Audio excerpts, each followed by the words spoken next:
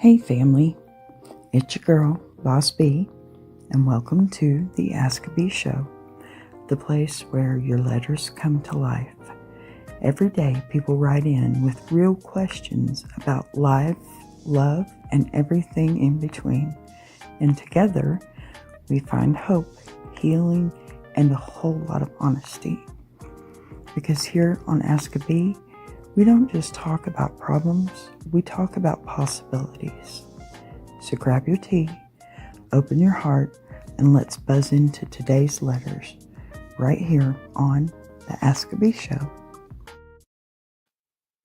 Hello again. We are live. Welcome back to Ask a Bee, where the real questions find real courage, and where we take the time to really sit with what matters. Now, before we even get into today's letters, I want to take a moment and truly appreciate something. Now, y'all just saw that brand new intro at the top of the show, and that came straight from Big Jack. I'm going to put you on point today, sir, because this one is amazing, okay? I don't say these things lightly, all right? The man put his whole skill set into it. And you know what? He did the same thing for Mama Lyons. I mean, wow. Clean transitions, professional timing, y'all. The kind of look that makes you sit up a little straighter before you even start talking. That intro, it sets the entire tone for my show today and any other day. And BBTV wouldn't have it without him. So Big Jack, thank you yet again. Not just for the work, but for always pushing us all forward. You know, you're an inspiration yourself, sir. You're always raising the bar, always bringing the heart and leadership to everything we do. And I am so grateful that I get to be a part of this world with you. Now, speaking of the bar being raised. Hello, Echo. Good to see you. Yay. Thank you for being here. Okay, now speaking of the bar being raised, let me remind everybody of something. Every single person watching this, whether you're here on live, watching the replay, or just stopping by after a short, you have a voice in this community, okay? And if you ever want to send in your own letters or sit in on a panel for Ask a Bee, Ladies Diary, hey, Gentleman's Journal, any of those beautiful spinoffs from the Sharpening Iron universe, the email, it's scrolling right across your screen right now. There are 3 emails, mine, Big Jack's, and Mama Lyons. And yes, please send us your emails, okay? Tell your story, share your question, and join the conversation. Now, this space works because you're part of it, all right? And we're building something bigger than just a show. We're building a conversation that continues every day. And we'll start exactly the way I love to today, all right? With some fun. Just a quick warm-up letter to get a little laugh out of you. A little loosen up moment before we dive into today's real topic, because let me tell you, sometimes I need those loose up moments. In the first 5 minutes of my live, I am just jittery, and I just decided the best way to hook anybody is to get them to smile. Don't you think? I believe it. So we're going to start with a funny one today. And I thought this one was actually priceless, and I might be related, literally, by blood. All right. Dear B, I need you to settle a debate in my house. Oh, that's usually the first thing you shouldn't ask me to do. My husband refuses, and I mean refuses, to do any chore unless AC/DC is blasting at full volume. Dishes? AC/DC. Laundry? AC/DC. Taking out the trash? AC/DC. He even said he can't mow the lawn unless he feels the spirit of Angus Young move through him. B, is this normal behavior, or did I accidentally marry a man who thinks he's on a world tour every time he picks up a broom?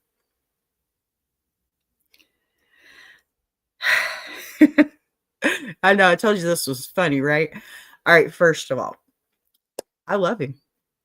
I don't even know the man, and I love him.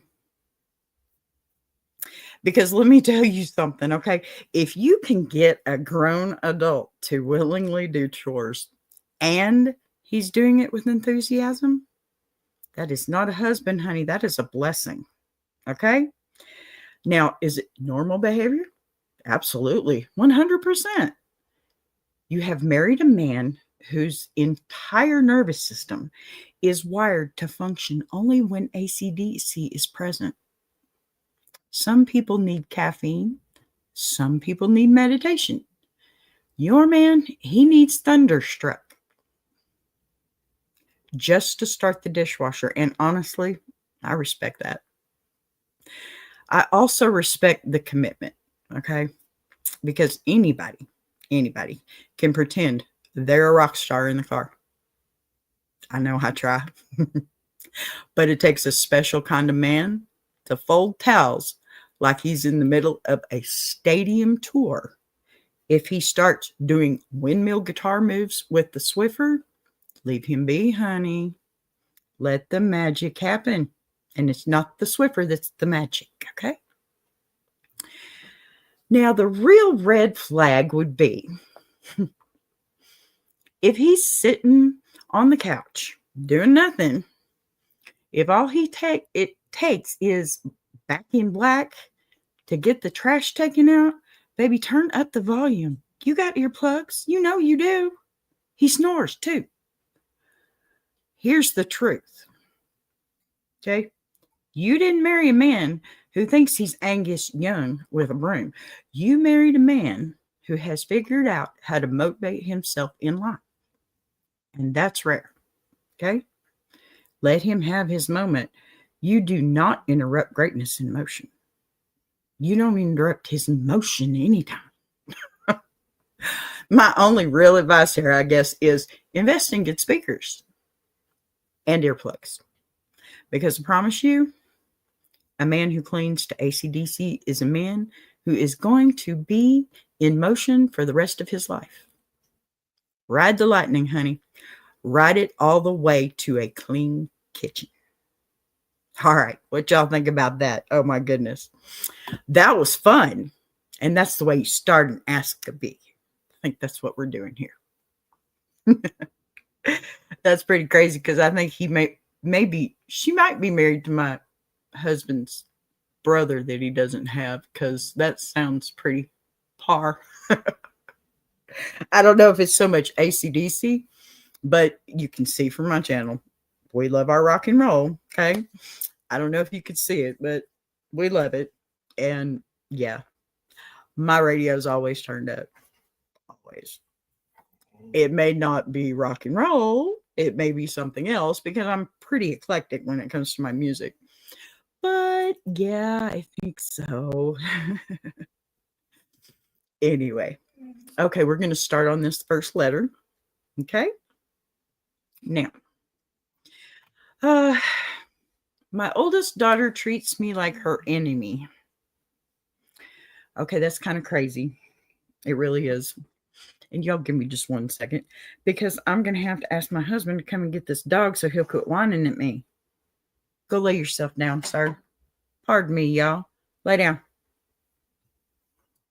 Anyway, if he'll behave himself. So let's get into this letter because it's going to be a different one. Okay, B. I'm writing this with a knot in my stomach because I don't even know when my relationship with my oldest daughter slipped into this place.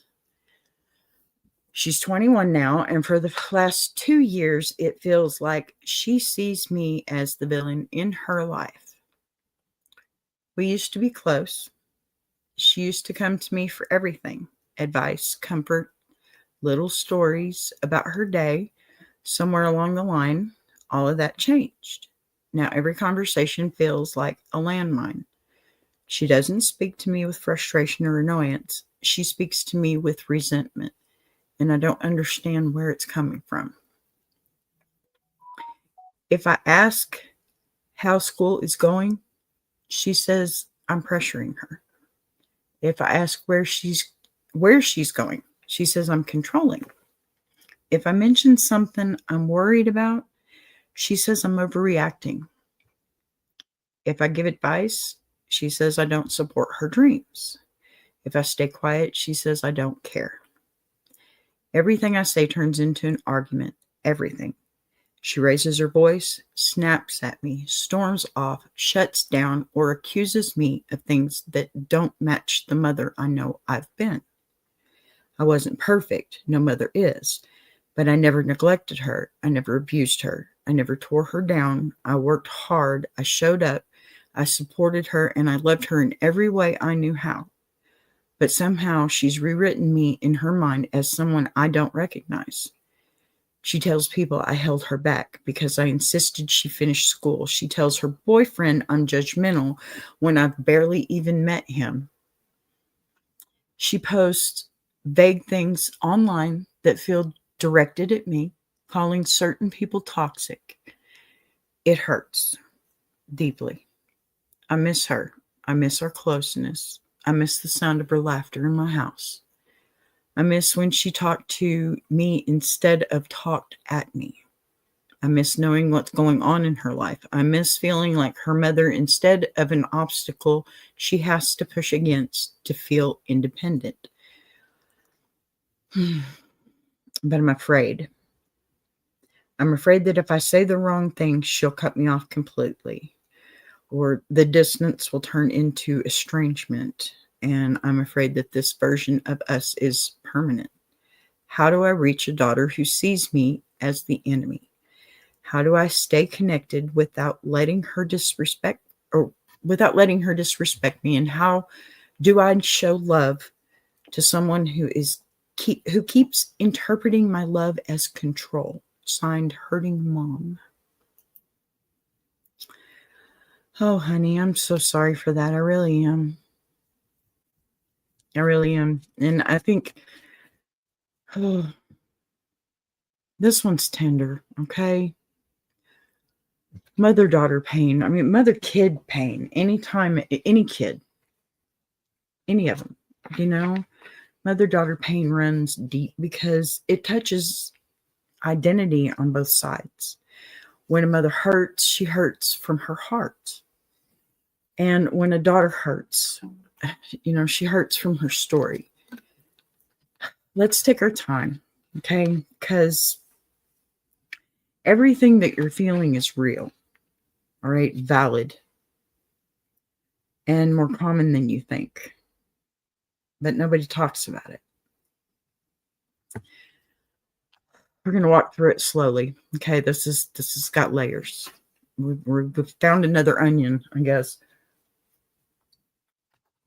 Pardon me. So your daughter is not actually angry at you.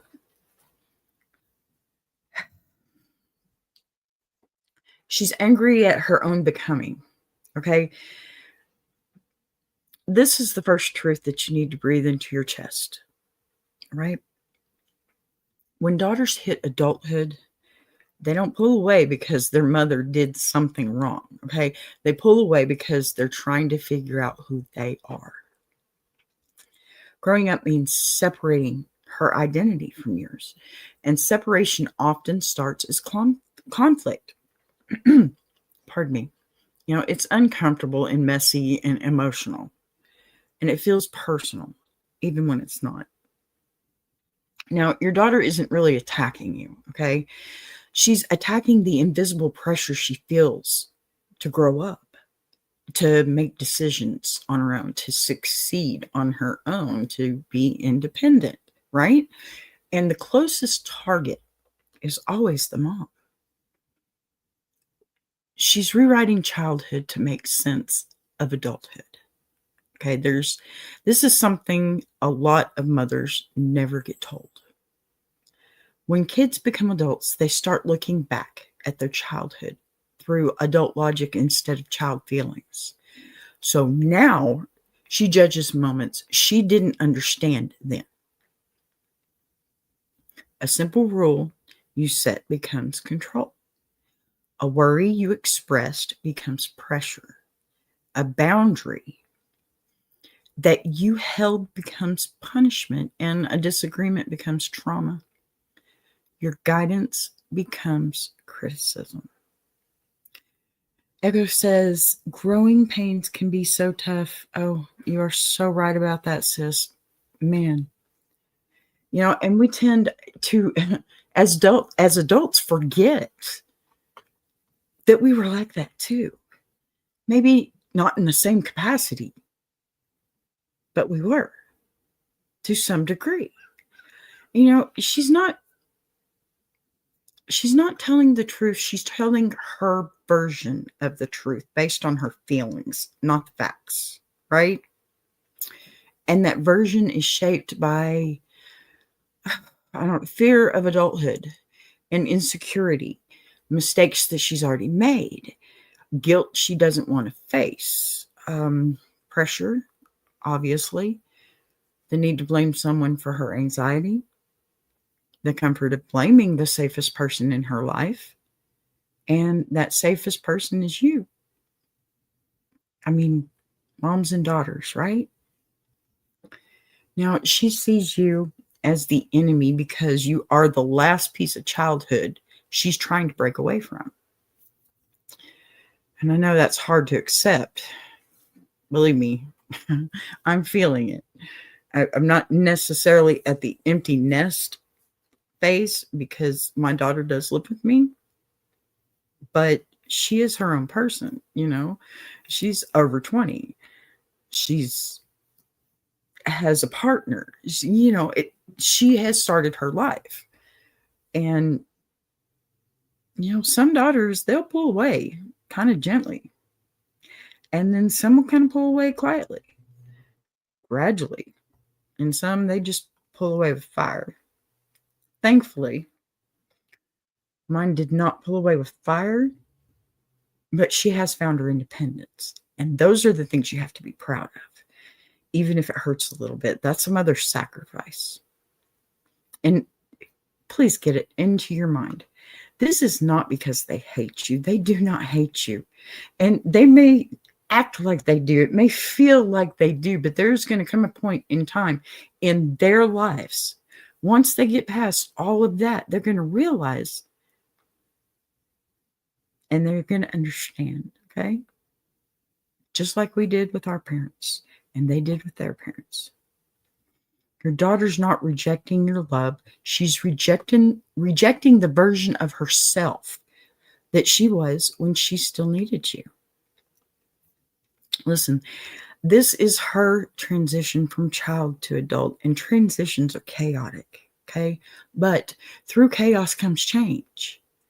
And this is not a reflection of your motherhood. Please, please believe that. It's a reflection of her growing pains, just like Echo was just talking about. You didn't fail her or break her or damage her. Even if she tells you daily you did. That's what a child does for you on into their adulthood. Remember this. You raised her. You protected her. Okay? You guided her and supported her. But now, she's trying to grow beyond the person she was under your wing. You got to keep that in mind, honey. The pain that you feel is the ache of detachment, okay? A natural, yet brutal part of mother-daughter life cycle. And it hurts. I know it hurts. And you can write me another letter and I will listen to all that hurt, please. But you need to hear this clearly, okay? You don't deserve disrespect.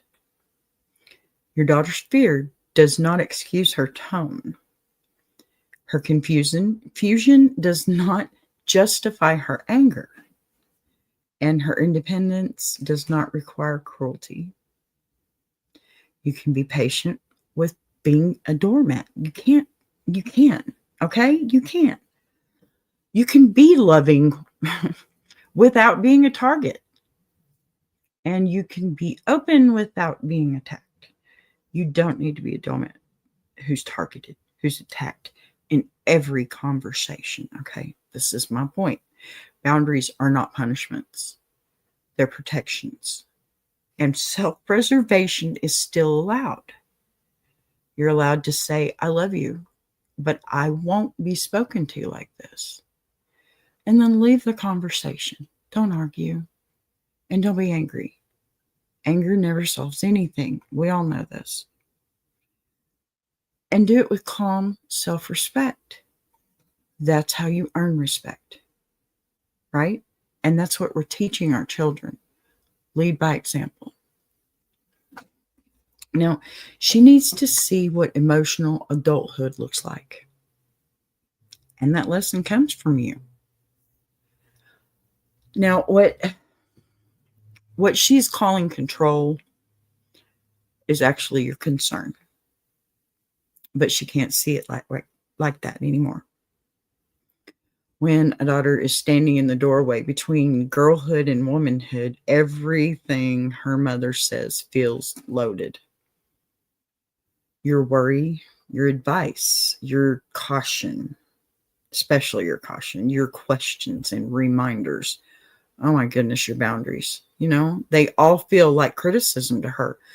Not because they are criticism, but because she hasn't learned how to separate concern from control. So that's emotional maturity, and she isn't there yet. The healing starts with,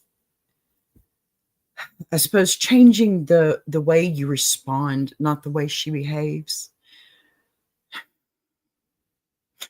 This one's hard. I want to be clear about this. You can't force her to soften, okay? But you can become the safe place she eventually returns to. A few tips on that. Respond to emotion, not to disrespect. If she's yelling, stay calm. Don't react. I will go back to that every single time. Don't react. If she storms off, let her go. Don't chase her. It's just more chaos on the end of that chase. If she attacks your character, ground yourself. You don't match her intensity, though.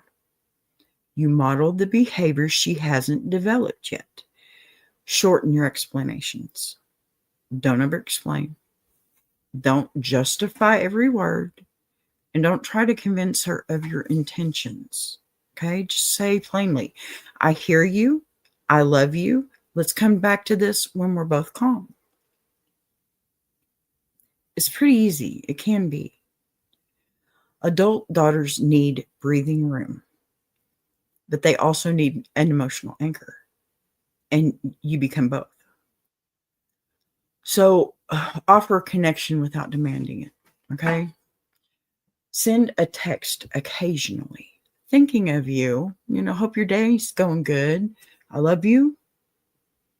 No expectations and no pressure. No guilt. No guilt. This keeps the door open, not forced, just open. Your daughter will come back. They eventually realize they do need you, but she needs time to see you through adult eyes. This phase is temporary. It's painful, very painful, but temporary. So daughters, who pull away hardest often return the strongest, I find. In fact, any kid, not just daughters, male and female. And I think the relationship does end up becoming deeper because of it.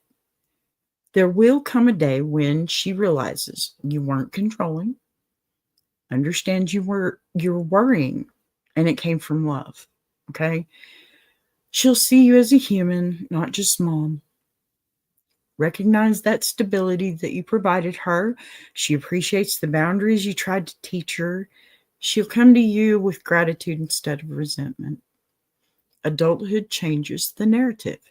Life humbles people, okay? Experience, it softens edges. And one day, she will look at you differently. Not as the enemy, but as the person you stay. Here's your truth. The one your heart needs. Pardon me, 1 second. I'm so sorry.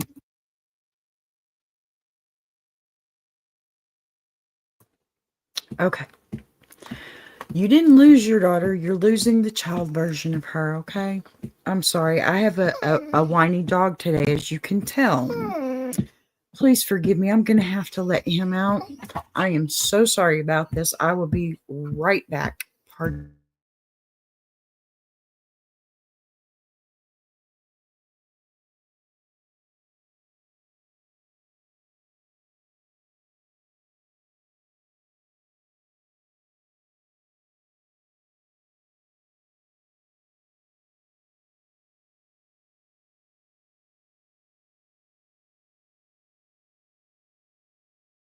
Okay, I'm back.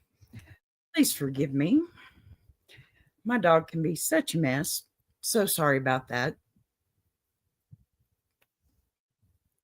Did you want to come up? All right. Please forgive me. Crazy dogs.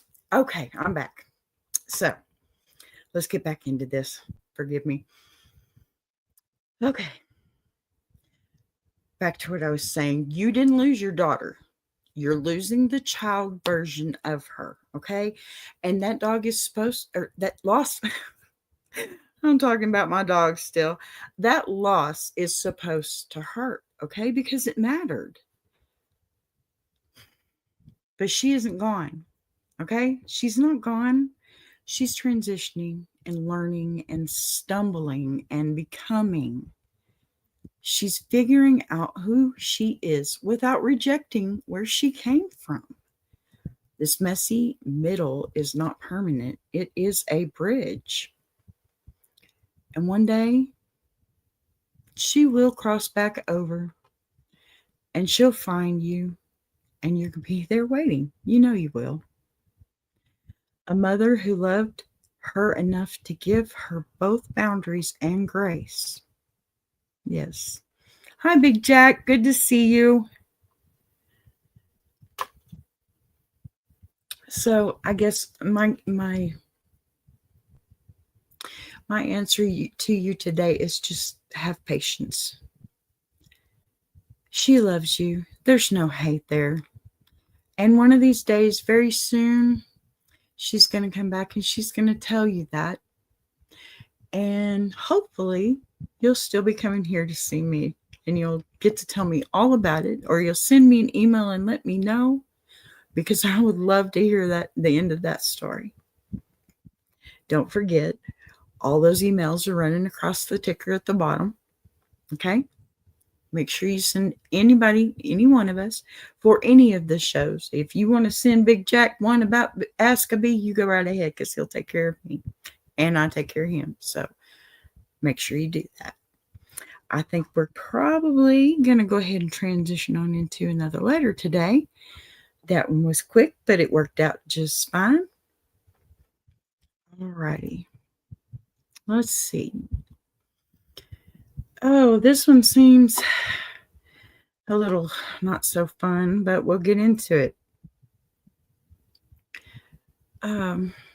Dear B, I've been married for 12 years, and lately I feel like I'm living with a polite stranger. We don't fight, we don't scream, we don't hate each other. In fact, that might be what makes all of this even more confusing. There's no obvious problem to point out.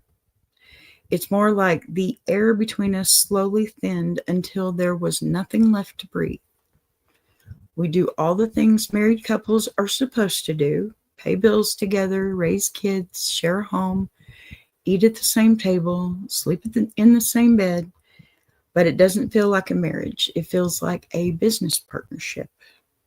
We barely talk unless it's about logistics, groceries, schedules, kids, appointments, work. We haven't gone on a date in forever. We don't laugh together the way we used to. We don't flirt. We don't touch unless it's a quick hug in passing. We don't argue, but we also don't connect.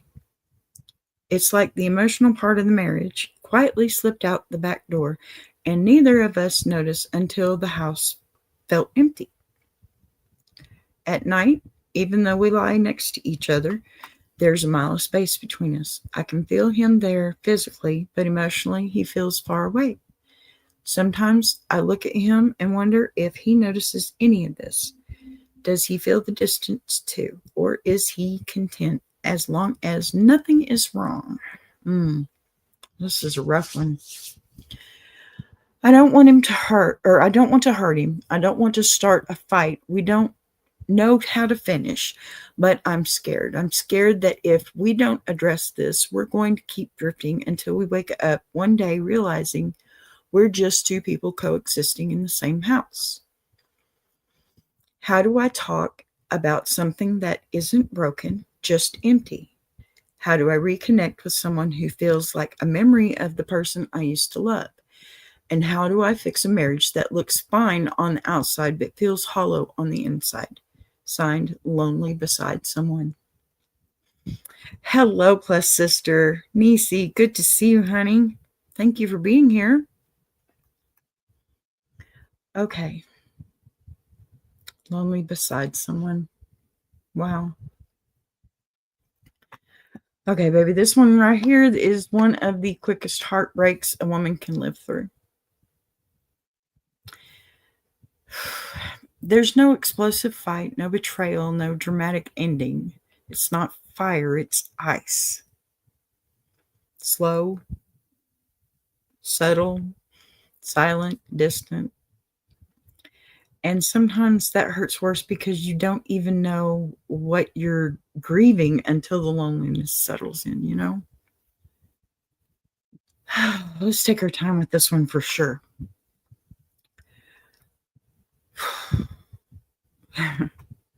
Roommate marriages don't happen overnight.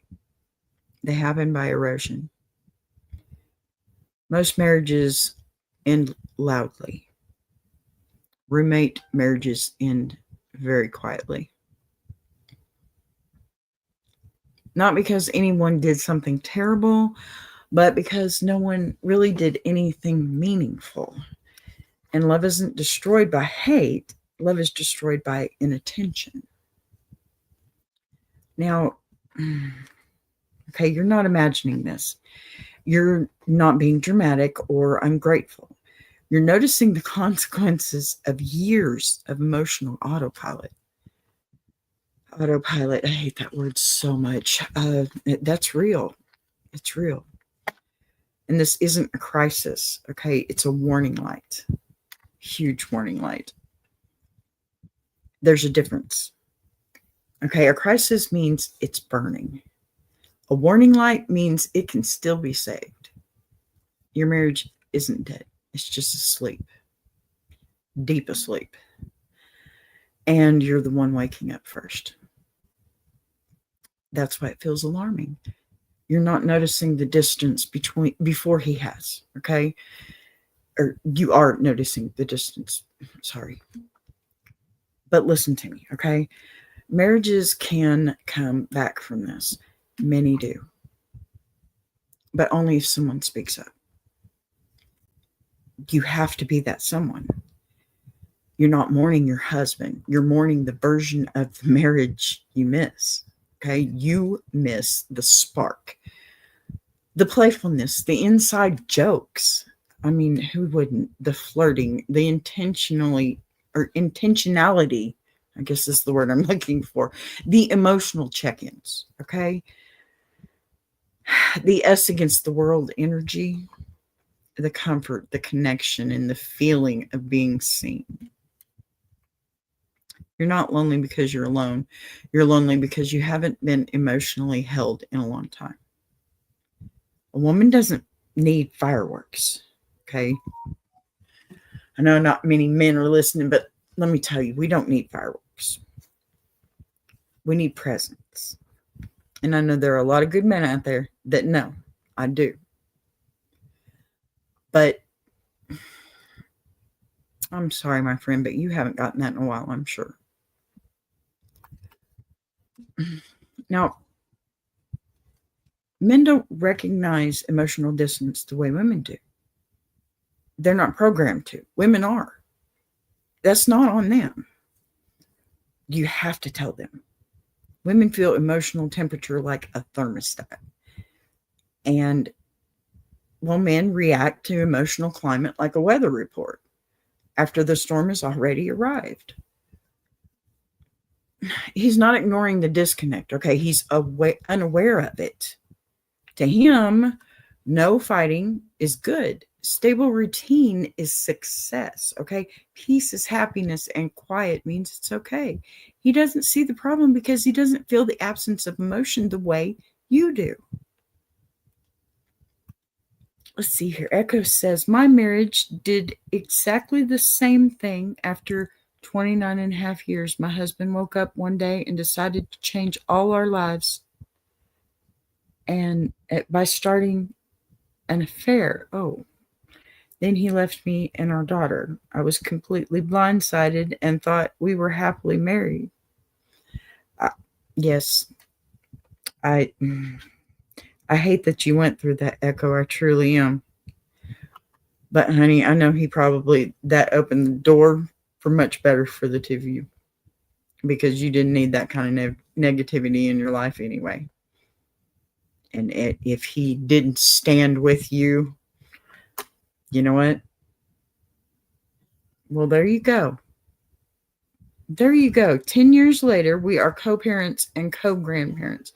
But at least you're coexisting, right? That's the point. You got to coexist. And it's for your grandchildren and your children, even your children as adults. And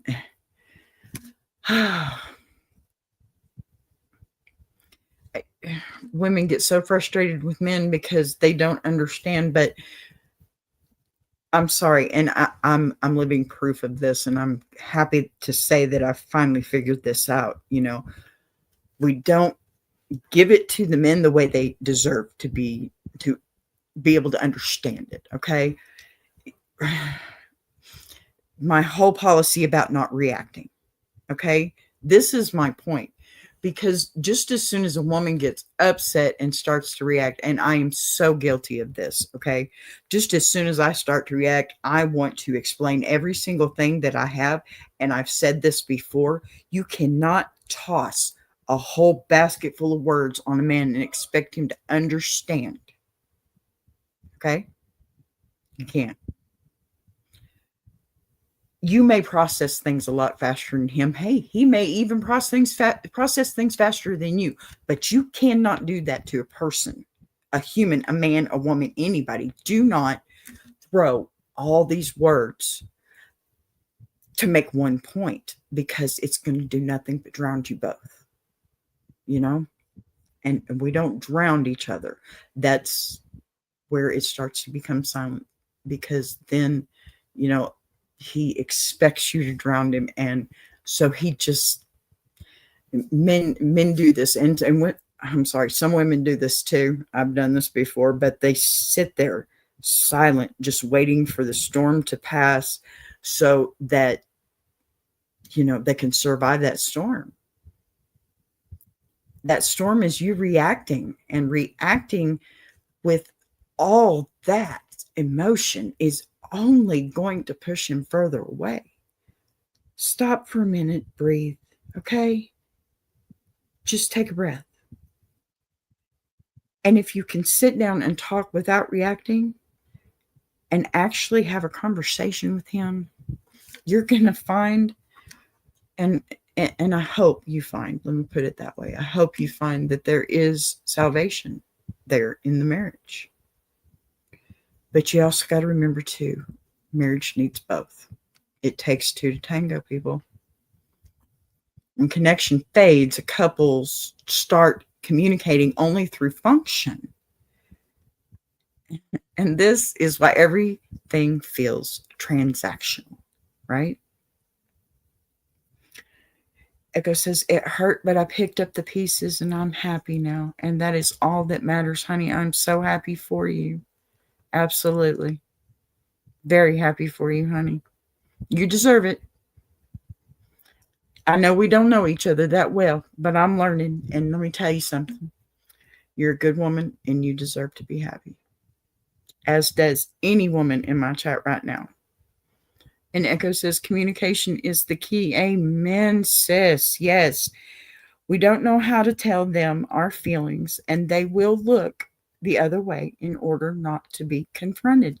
Exactly my point. Nisi says, never been married, but I understand what you're saying. You don't have to be married to understand men and women. We're the opposites attract. That's the way it happens. And some, like myself, I know my husband's not into all those details, so I take that on. And that's okay, because there are things that he takes on that I don't want to even touch, like the vehicles. I mean, I can if I need to, but I don't want to. I really don't want to,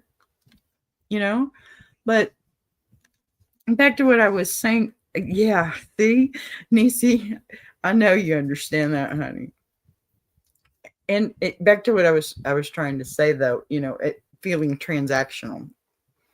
Did you pay the bill? Did you pick up the kids? What's for dinner? Did you call the dentist? Can you grab bread on the way home? It's transactional. And this operational communication, not relational communication, I guess. You are running a household together, but you're not running a marriage. And that hurts. Now, a marriage without emotional exchange turns into a partnership, and a partnership without romance turns into roommates. You're living the final stage of that slide, but you're catching it in time. Okay? All is not lost. What you're feeling is grief mixed with fear, and both are normal and totally valid. You're grieving the marriage you remember, the closeness that used to be effortless, the version of him you used to see, and the version of you that used to feel chosen. You're afraid of losing him emotionally, rocking the boat, starting something you can't fix, facing the truth, being the only one trying, hearing that he's content while you're hurting. And those fears are legitimate, but silence won't heal them. You got to talk. Like Echo said, communication is the key. Absolutely. And the hardest part isn't fixing the marriage, okay? It's starting the conversation. You don't start it by saying, hey, we have a problem, or I don't think you love me anymore. We're drifting apart. Come on, y'all. No.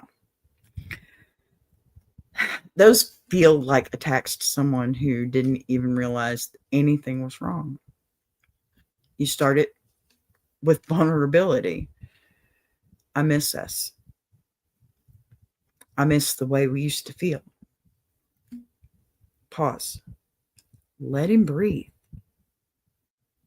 That's all the further you need to go at that very moment. Pause. It's okay to pause. We all have one life and we are rushing through it way too fast. And then we're trying to rush people alongside of us. Why? You've got to stop and take a breath. Then say something like, look, we're okay, but I want to be connected again. I want us to feel alive together again. Don't blame or accuse, or there's no disappointment in that. It's an invitation, okay? Men respond to invitations more than confrontations. Believe it. Way more. Rebuilding a marriage starts small. One date night. One walk. Go around the block. A conversation after the kids go to bed. 1 hour with phones turned off. A moment of intentional affection. Okay? And I don't mean, in the back of the seat, down the street, while the kids are out doing their thing, okay? What I am saying when I mean affection, the S word, that's a way of showing love, but that's not just affection, okay? I'm talking about put your arm around your wife or your husband and say, you know what? If I haven't told you today, I absolutely love you. Or, you know what? Something my husband does that it gets me sometimes in good spot and bad spot because sometimes it just makes me feel old. But hey, do you remember when? I'm 54 years old and that makes me feel old, and that's okay too. I'm 54 years old and I have a lot of memories. You know, reconnection isn't a grand gesture, it's a slow reset through micro moments. You don't revive a marriage by flipping a switch, you revive it by turning towards each other again a little at a time. You also need to shift from running the house to rebuilding the bond. Your marriage is drowning in routine. It needs oxygen. All you got to do to start is share something vulnerable weekly. Compliment each other intentionally. Touch him in small, gentle ways. Put your hand on his shoulder before you start talking to him. Okay? Walk up, put your hand on his cheek, and just smile as you're looking into his eyes, and then walk away. Laugh at something together. Okay? Create small rituals, coffee talks, nightly check ins, bed chats. The marriage you want won't come from big fixes. It comes from consistent warmth. 35 years I've got going under my belt. And let me tell you, I've learned all of this in this whole situation. And we've had our hard times. We've even been separated a couple of times. But we found our way back to each other. And here's the truth that your heart needs the most. This is not the end of your marriage. This is the middle. Okay? The messy middle where couples either drift apart or grow into their next chapter. And Nisi says, I love to reminisce. That's really important. Laughter's the best. Absolutely. Absolutely. That's why I really accept it, even when it makes me feel so old. I accept it because you know what? I like to remember when. And it used to get on my nerves when he would say that. It did. Because I didn't want to remember when. I was young then. But now it's like, yeah, I like remembering when. But when you notice the distance because you care, you feel the emptiness because you remember the fullness. Okay? You're scared of the disconnection because you value the connection. That's not the sign of failed marriage. That's the sign of a woman and a man ready to fight for what they built. Your marriage is not dying. It's asking to be awakened. It's phasing into a new shift. And baby, you can make it. You can make it. You know you can. Come on. You've been in it this long. Find yourself there. You know you will. And get back to good. Communicate. Communicate, please. That's what is the whole key. And thank you, Echo, for bringing that up because you are so, so right about that. And I am so happy that you have found your happiness, Echo. Amen. And Nisi, honey, you got a plus, sister. What do you need anything else for? I love you, honey. Okay, I think I'm going to go ahead and close this one out today. But I want to say, it's going to bring us to the end. Thank you for spending this time with me, for showing up with open hearts, for staying through the laughter. That first one was good. I liked that one. The honesty and the truth we pulled out of today's letters. And this is what makes this show work, not perfection, not polish, but people showing up exactly as they are. And if today's letters spoke to you, even the funny one, or if you got your own story you're ready to put into outer space. Remember, you can send it in anytime. You'll see the emails scrolling across still. Mine, Big Jack's, and Mama Lyons. Send an email to any of us. We can get you in contact with the other if we need to. If it's a question for Ask a Bee, a topic for the Ladies' Diary, or maybe you want to get in on that Gentleman's Journal or some of the beautiful spinoffs that we have going on now, all you have to do is send an email. Okay? Reach out. This whole network, it works because we build it together. And for those of you who are new here, especially my short watchers and my music folks, don't forget, we do this every single day, except for Sunday. Long form, real talk, real life, real community. If you've only seen the shorts, you've only met half of what this channel is.